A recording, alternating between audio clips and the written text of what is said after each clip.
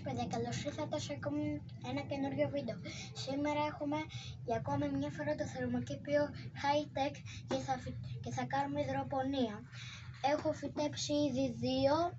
Αυτή τη φύτεψα χθες και δεν έχει προλάβει να βγάλει ρίζες.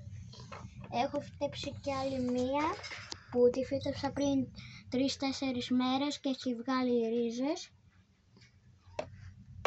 Έχω φυτέψει και λεβάντα. Και πάμε να φυτέψουμε. Θα φυτέψω σπανάκι. Πρώτο πράγμα που κάνετε είναι παίρνετε το δοκιμαστικό σωλήνα, τον ανοίγετε, ανοίγετε τη διωγμένη άργυλο και το γεμίζετε μέχρι το 1 τρίτο. Παίρνουμε το κουταλάκι και το γεμίζουμε.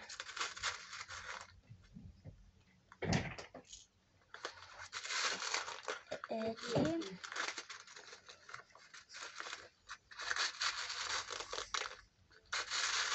Εδώ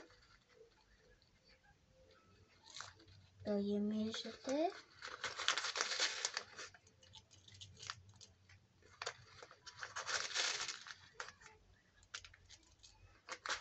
Έχει ακόμα δουλειά. Το ξέρω μου πέφτουν κάτω. Θα το μαζέψω.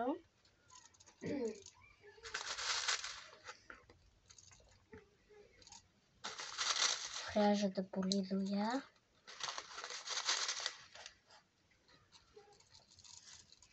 Εντάξει, λίγο ακόμα χρειάζεται.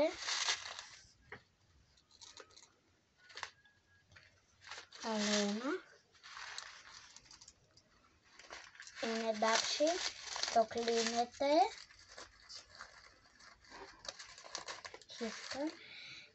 Και παίρνετε το σταγονόμετρο, το έχω γεμίσει εγώ, και ρίχνετε νερό στην ίδια ποσότητα με την άργυλο, 1 εκατοστό χαμηλότερα. Εδώ.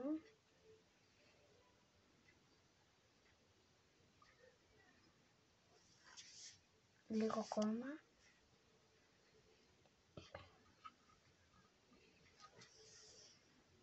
Λίγο να το γεμίσουμε.